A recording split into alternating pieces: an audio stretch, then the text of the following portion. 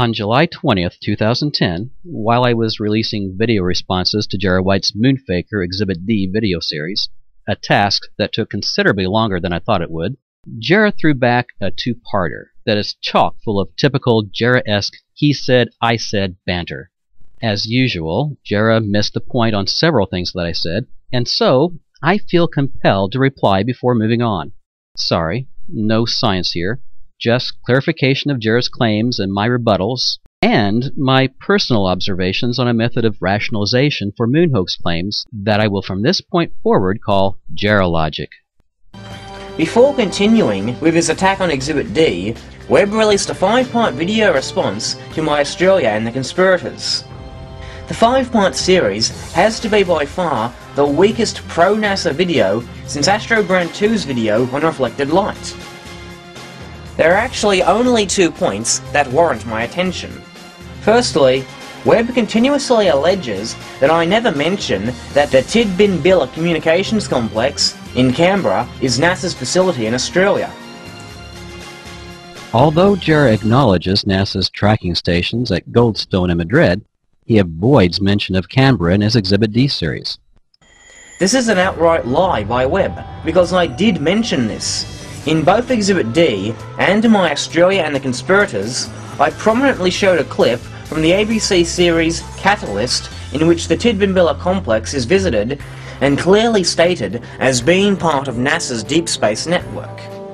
Rather than argue substance, Jarrah wants to argue semantics. Okay, so playing an excerpt from a video where the narrator says the word Tidbinbilla is the same as saying the word Tidbinbilla yourself. Actually, Canberra is the word you just heard me accuse Jarrah of avoiding. Nevertheless, it's the same as adding a quote to a research paper, a quote that you agree with and wholeheartedly endorse. Right? I'm at the Deep Space Complex at Tidbinbilla, just outside of Canberra, and here's where they track all the spacecraft in the solar system. Essentially, Jarrah's letting his source speak for him. All right.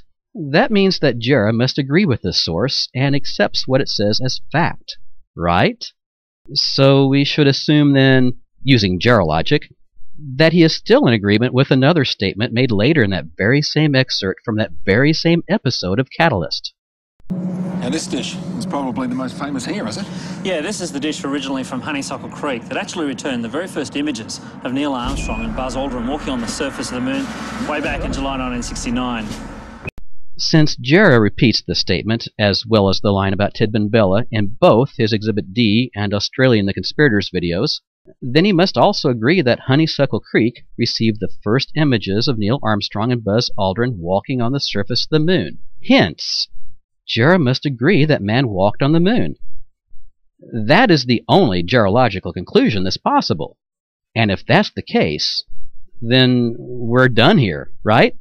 If not, then what part of this excerpt from Catalyst should we believe that Jarrah believes? To figure that out, you have to wait for Jarrah to paraphrase what was said and glean his interpretation from that.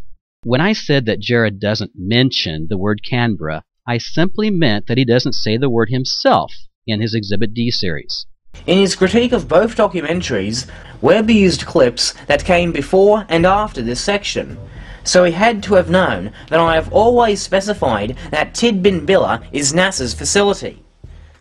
Actually, Jarrah claimed quite clearly in his Australia and the Conspirators videos that NASA owned all Australian radio observatories. Loosely, I refer to the Australian tracking stations as one, because they were all working together on the same project. There is a very good reason why the Australian radio observatories have the NASA logo posted on their sign. They are part of NASA's deep space network. Whether it was just Australia, or Goldstone, Madrid and Australia tracking the signals, it's immaterial. All are NASA facilities. As I pointed out quite clearly in Exhibit D, the tracking stations in Goldstone, Australia and also Madrid are all owned by NASA, and therefore are not independent parties, as the propagandists have claimed. Immediately after playing the excerpt from the ABC series Catalyst, Jarrah plays a pre-Apollo 11 mission newscast about Honeysuckle Creek. The second episode of my critique of Jarrah's Australia and the Conspirators explains how he started with this newscast, and after clever paraphrasing, had concluded that Parkes was the only radio telescope receiving the moonwalk videos, plural, an error that he finally had to admit to because of the overwhelming evidence against that claim. So, if there was only one radio telescope in the world receiving these videos, then how could one verify whether the moonwalk videos were actually coming from space or from pre-filmed tapes that the Parkes Observatory was relaying to the world? Jarrah made this statement in Part 8 of his Exhibit D series only 2 minutes after playing Glenn Nagel's statement that Honeysuckle Creek received the first TV signals from the moon. So, does Jarrah agree or disagree with Glenn Nagel's statement? Did Jarrah intentionally or unintentionally ignore Glenn Nagel's statement when he concluded that particular segment of Exhibit D by incorrectly saying that Parkes was the only station that received the TV signals from Apollo? Did Jarrah actually mention Glenn Nagel's statement or not? You really don't know until Jarrah gives his concluding statement as to what the evidence is telling him, and his conclusions are usually different than what was stated in his source. This is called changing scope, and it's a common tactic that Jarrah uses to substantiate many of his moon hoax claims. He begins with an authoritative source, then paraphrases, changing key words, and thus distorting the meaning.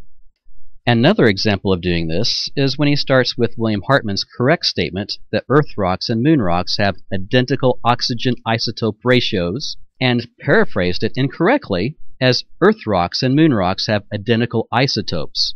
So just because Jarrah incorporates a commercially sourced video into his work doesn't necessarily mean he agrees with it, or even understands it for that matter. In the end, I'm amazed at the trivial arguments that Jarrah managed to come up with to defend his Exhibit D series. Whether Jarrah mentioned Tidbinbilla or Canberra, either with his own voice or through a narrator, it has little bearing on any of his 32 claims that I addressed in my critique. Instead of arguing with the facts that I presented, he would rather try to shoot the messenger, or attempt to discredit my presentation of the facts by gerologically showing that I misrepresented statements that he made, without directly addressing his 32 claims, except the one he already admitted to being wrong about. Talk about a weak argument. Ciao, moon hoax conspirators, wherever you are.